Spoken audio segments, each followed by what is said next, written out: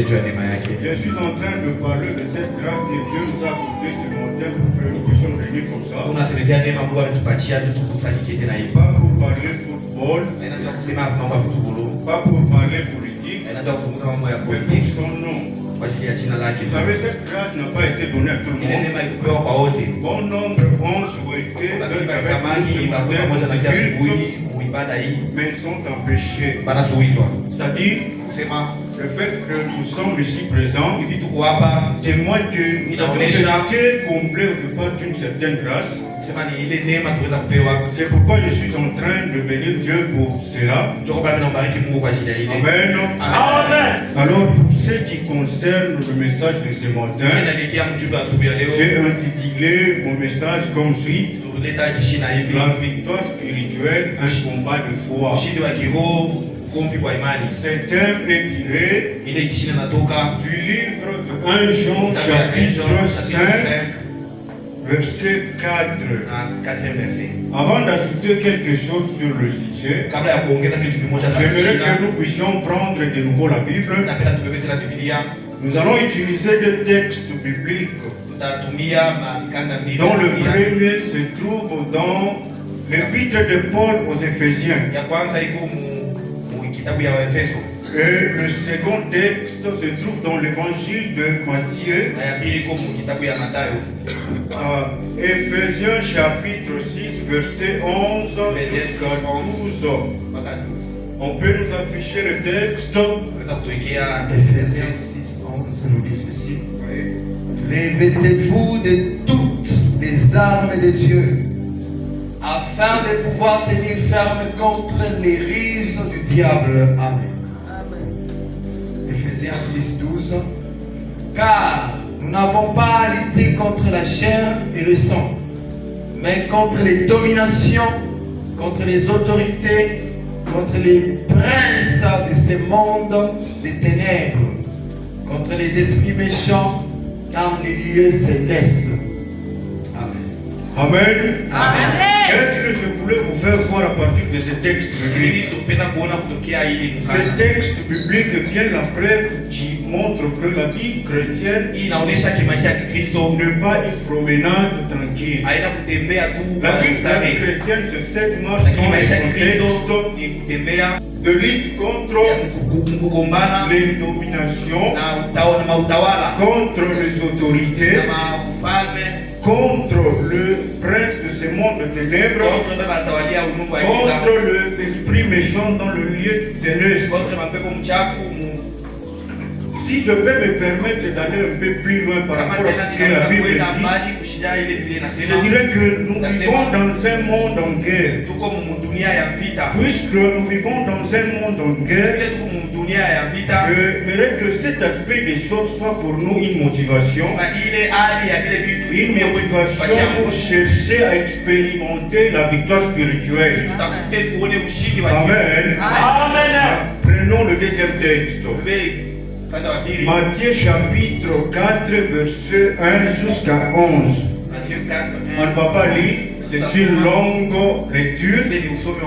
Je vais essayer de donner un petit résumé par rapport à cela. Matthieu chapitre 4, verset 1 jusqu'à 11. Cet extrait biblique concerne Jésus-Christ qui a été emmené dans le désert par l'Esprit pour qu'il soit tenté par le diable. C'est comme ça que la Bible nous dit.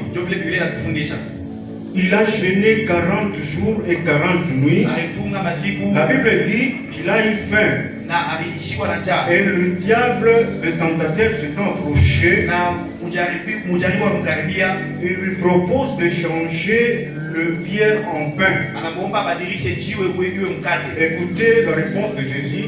Jésus a dit ceci: l'homme ne vivra pas seulement du pain, mais de toute parole qui sort de la bouche de Dieu. Le diable ne s'était pas arrêté par là.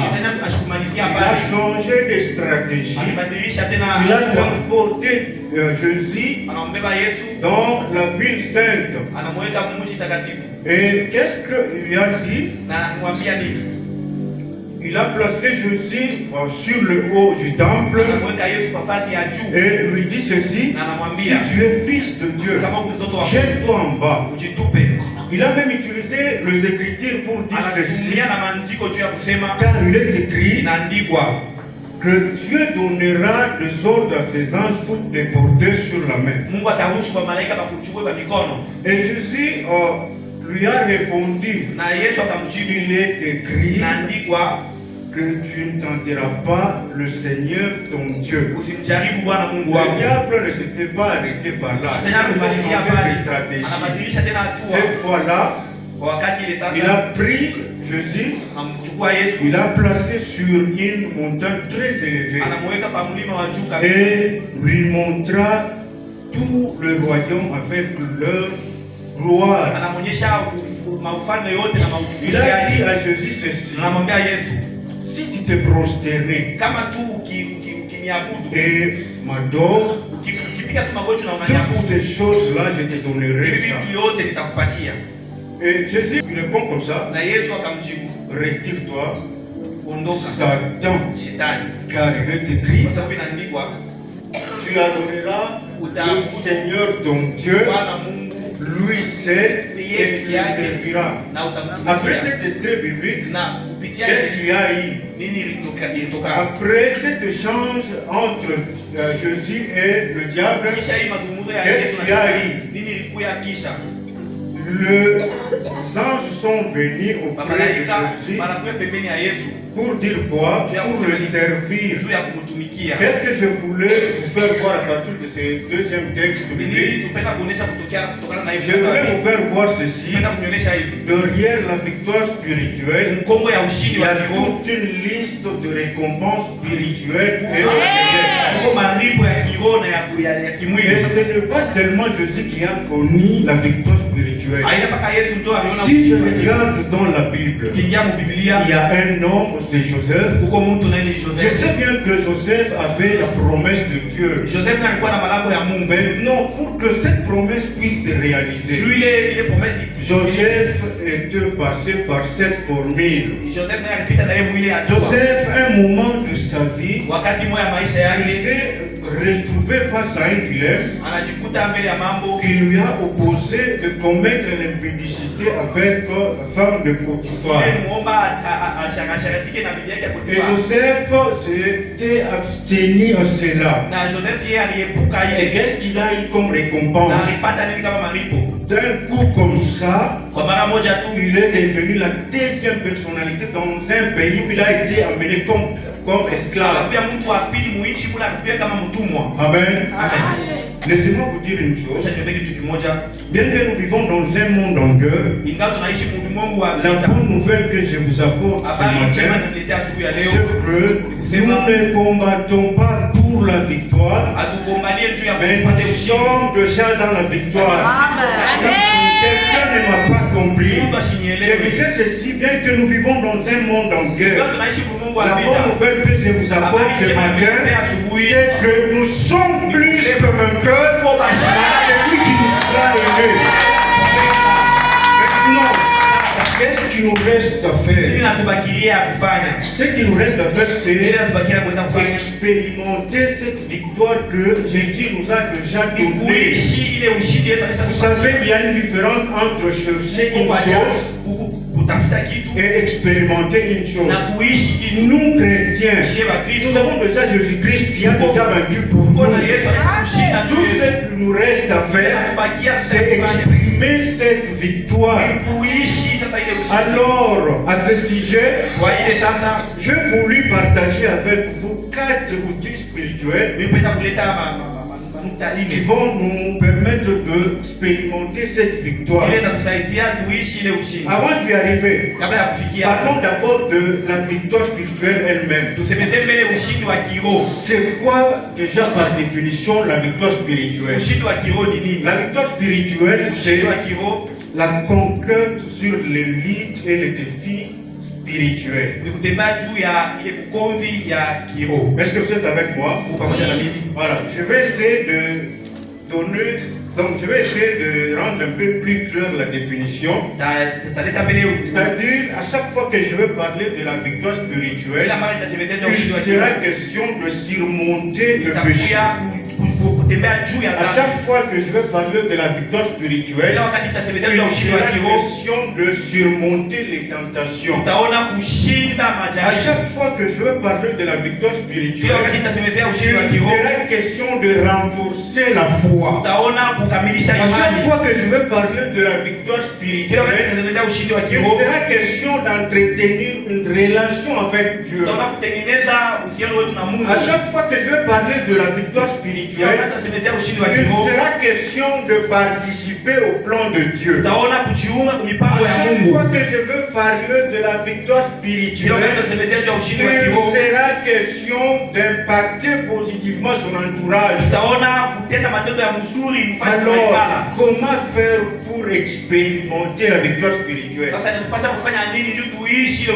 Prenons le premier outil. Le premier outil que je voulais partager avec vous, c'est la foi. Pour ce qui concerne la foi, j'aimerais que nous puissions garder la même définition donnée dans la Bible. La Bible dit ceci dans Hébreux chapitre 11, verset 1. Or, la foi est une ferme assurance des choses qu'on espère, une démonstration de celles qu'on ne voit pas. C'est-à-dire quoi? Cette définition donnée dans la Bible pour la foi comprend à la fois un message d'espoir et une démonstration de la chose qu'on est en train de chercher auprès de Dieu pendant que cette dernière n'est pas encore arrivée. Il faut déjà se mettre à démontrer cela. C'est un peu dingue. Non, c'est ça la foi. Écoutez ce que la Bible dit dans Actes des Apôtres, chapitre 14, verset 8 jusqu'à 10. La Bible dit ceci. À Lystre, il y avait un homme boiteux qui n'avait jamais marché. Cet homme-là, pendant que Paul était en train de prêcher, il s'est mis à écouter Paul, qui riait comme ça. Paul, il a fixé le regard sur cet homme-là. Qu'est-ce qu'il a constaté?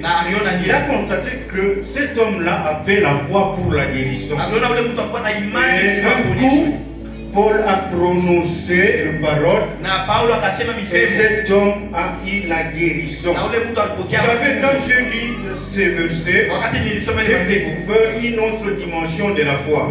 C'est-à-dire qu'il y a aussi la foi pour la guérison. S'il y a la foi pour la guérison, c'est-à-dire qu'il y a aussi la foi pour la réussite. C'est-à-dire qu'il y a aussi la foi pour le succès. C'est-à-dire qu'il y a aussi la foi pour le mariage. C'est-à-dire qu'il y a aussi la foi pour autre chose. Ce matin, je suis venu dire à une personne ceci, le nom de ton problème, le nom de mon problème est exactement le type de foi qu'il faut mettre en œuvre pour avoir la solution.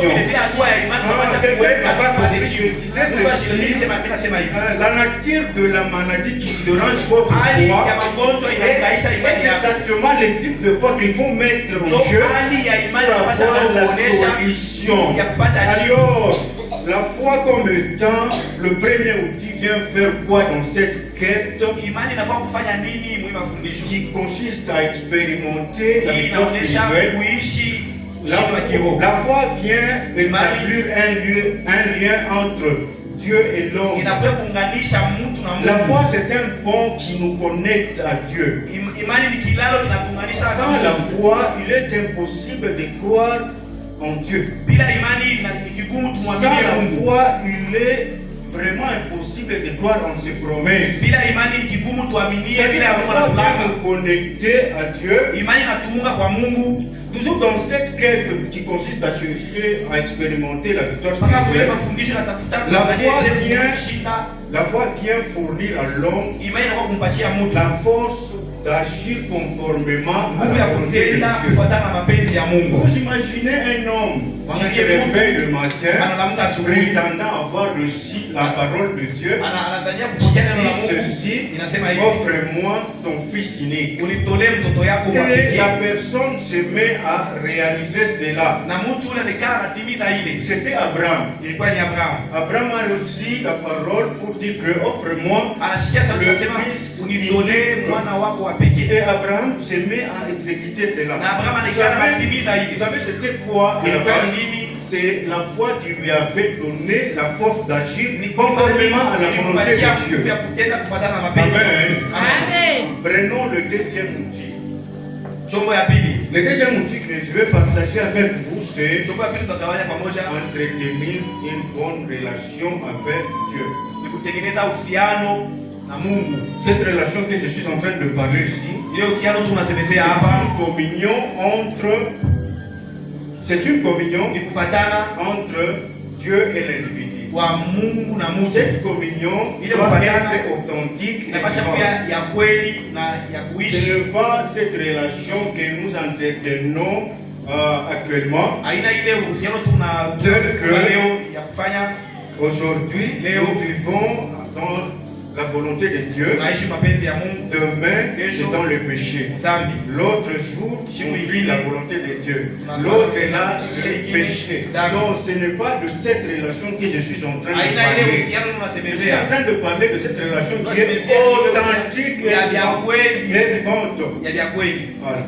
C'est ça le deuxième outil. Njoo ile chombo ya pili. Prenons le troisième outil. Tubebe ya tatu, chombo Le ya tatu. troisième outil que je veux partager avec vous, c'est Chombo ya tatu ile la tutasemezea tena. soumission à la volonté de Dieu. Ni kujishusha kwa mapenzi ya C'est quoi Mungu. la soumission à la volonté de Ni Dieu? nini kujishusha kwa mapenzi La ya Mungu? soumission à la volonté de Dieu, c'est un acte Kushuka kwa mapenzi ya Mungu qui ni consiste tendo à reconnaître l'autorité suprême de Dieu ile inatufanya tunatambua et de se uwezo wa rendre Mungu disponible na tunajionyesha tajari pour accomplir la volonté de Dieu. juu ya kutimiza mapenzi ya J'aimerais Mungu. qu'en ce sujet, Kutokana na hii nous puissions prendre un cas d'un groupe de gens dans la Bible tubebe bantu qui ont mbiblia fait preuve de la soumission. bale balionyesha utifu wabo. Il s'agit de Daniel et ses compagnons. Ni Daniel na bandugu yake. Daniel s'est retrouvé en Babylone du Daniel temps du anajuta roi Babylone. Darius. Ule mfalme Darius. Le roi Darius Mfalme Darius gouvernait juu ya le royaume. ufalme wake. Il a jugé bon d'établir 120 gouverneurs dans le royaume. Aliweka 120 gouverneurs mfalme wake. Et il a mis à leur tête 3 chefs. Na aliweka yulu yabo ba chef. Au nombre de ces 3 chefs-là, Wale ba viongozi watatu. il y avait Daniel. Mkuu ya Danieli naye. Maintenant, dans les affaires du royaume, Sasa mambo inaelekea mfalme. Daniel s'est distingué par rapport aux autres. Daniel akachana na wengine. Et la Bible dit Biblia ceci, inasema il avait l'esprit supérieur amekuwa na aux roho ya autres. yulu juu ya wengine. Par rapport à cela, Kutokana na ile le roi Darius a jugé mfalme aliona mzuri, de l'établir sur tous les royaumes. C'est aliona comme ça que la Bible mzuri dit. mweka yulu ya ufalme wote. À cause de cela, Juu ya ile le chef, bashefu les wengine 2 autres là, ya pale wengine et les 120 na autres pale ba 120 se wengine sont mis d'accord. wanajiweka pamoja, Ils sont allés auprès du roi wanaenda kwa mfalme pour lui proposer juu ya kumuomba de publier un édit royal aseme qui contient une défense stricte aseme mambo ya nguvu sana de prier, de ne pas prier un autre Dieu ou un autre homme ushukwe mtu wa kuomba Mungu mwingine pendant 30 jours.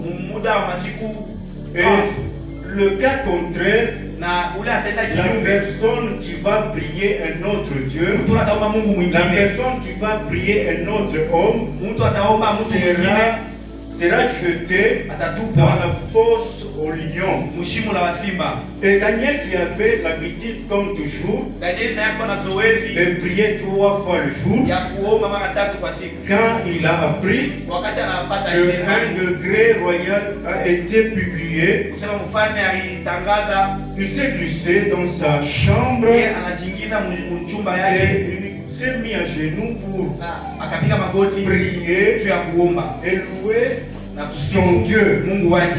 Et ces gens qui avaient comploté Hapa watu walifunga shauri. sont venus, Wanakuja. ils se sont glissés dans sa chambre. Wanachingisha Ils ont mchumba yake. surpris Daniel en train de prier. Na banamkuta Danieli yuko Et ils ont naomba. rapporté le message au roi. Na banaenda baenda kutangaza kwa Puisque mfalme.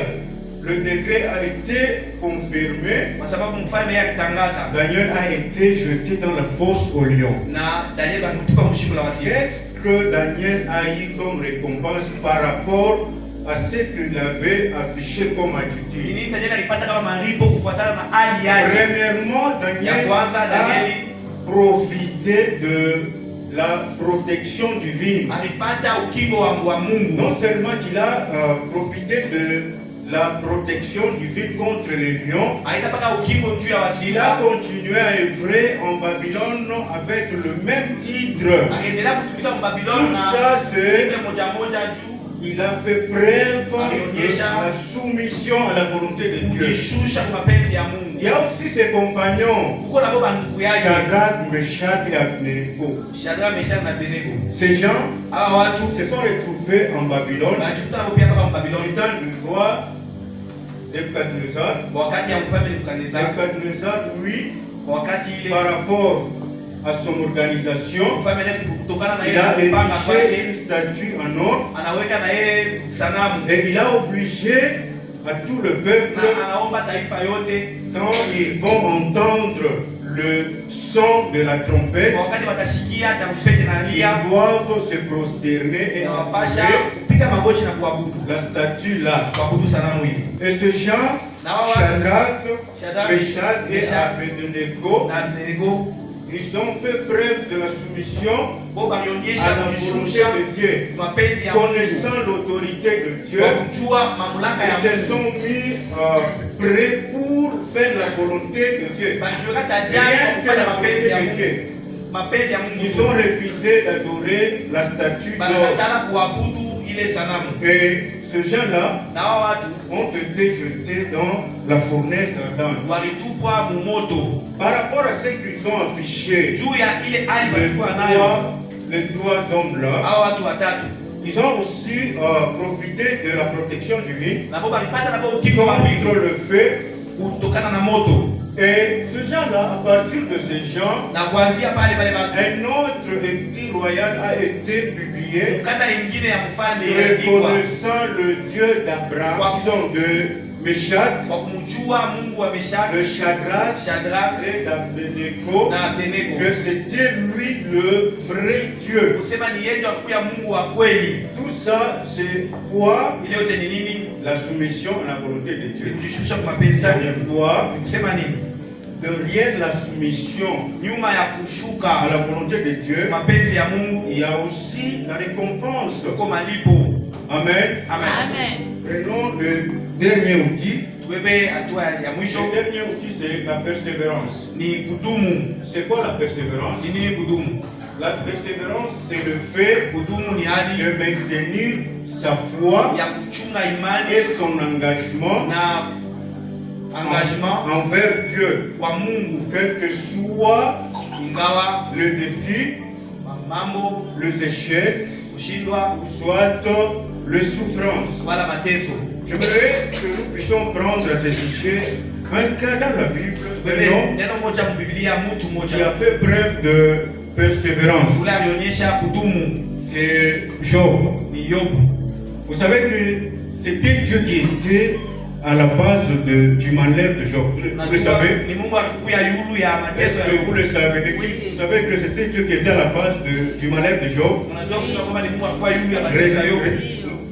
Laissez-moi vous dire une chose. Acha niambie neno moja. Dieu d'abord s'est vanté de Job Mungu anamtaka comme Yobu. il était un homme intègre, Kusema pia ni mtu mwenye kunyoroka. comme il était un homme droit, Mtu mwenye comme il wa était kweli. un homme qui craint l'Éternel. Mtu wa kumuogopa Et Mungu. il s'est déjà détourné de tout le mal. Na anisha kuachana na kubaya bote. Après cela, Dieu a livré Job dans le main du diable. Mungu anamwachilia Yobu mikono ya Et le shetani. diable a pu faire tout ce qu'il a voulu. Na shetani anafanya yote alipenda. Et à la fin, Na kumwisho La Bible dit ceci. Biblia inasema hivi, Job a eu le double de ce qu'il avait avant. Yobu alipata mara mbili bila C'est-à-dire kupewa mwanzo. c'était pour Dieu une manière de doubler ce que Job avait avant. Ilikuwa ni namna kwa Mungu aweke Bien mafanya que la mara mbili ile méthode Yobu anayo. était difficile, Ingawa namna alitumia ilikuwa ya nguvu, c'était pour Dieu une manière de faire quoi? ilikuwa namna kwa Mungu De raser ce que Job avait atoshe vile Yobu alikuwa et nayo d'ajouter plus que ce qu'il avait na avant. kuongeza zaidi ya ile alikuwa nayo mwanzo. Il se peut que Inawezekana vous ayez le même temps que Job. inawezekana na wewe na mambo moya moya sawa kama Yobu. C'est-à-dire, Kusema Dieu agit tantôt d'une manière, tantôt d'une autre. Mungu anafanya namna ya Dieu pacha. peut s'organiser pour que vous ayez un problème. Anaweza kupanga uwe na mambo. Pour qu'à la fin, le même Dieu là Kumwisho mpaka ule puisse intervenir avec une dimension qui s'appelle atende na la solution. anasema jibu. Certainement, Dieu peut s'arranger pour que le diable vous détruise. Mungu anaweza kufanya Et à la fin, le même Dieu là, kisha ule Mungu moja moja il intervient avec une dimension anakuya tena qui kutenda s'appelle la résurrection, comme c'était le cas de Lazare.